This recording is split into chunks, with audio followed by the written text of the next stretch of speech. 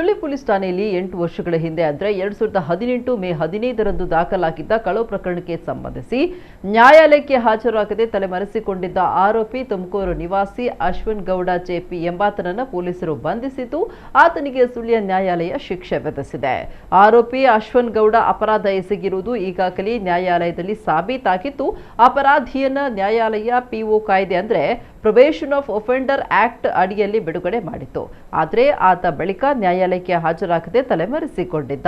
ಇದನ್ನ ಪತ್ತೆಗಾಗಿ ನ್ಯಾಯಾಲಯ ವಾರಂಟ್ ಜಾರಿ ಮಾಡಿದ್ದು ನಿನ್ನೆ ಮಾರ್ಚ್ 24ರಂದು ಸುಬ್ರಹ್ಮಣ್ಯ ಪೊಲೀಸ್ ಠಾಣೆಯ ಪೊಲೀಸರ ತಂಡ ತುಮಕೂರು ಗುಂಗೂರು ಮಳೆ ಎಂಬಲ್ಲಿ ಆರೋಪಿಯನ್ನು ಬಂಧಿಸಿ ಸುಳ್ಯದ ಪ್ರಧಾನ ಸಿಜೆ ಮತ್ತು ಜೆಎಂಎಫ್ಸಿ ನ್ಯಾಯಾಲಯದ ಮುಂದೆ ಹಾಜರುಪಡಿಸಿದೆ.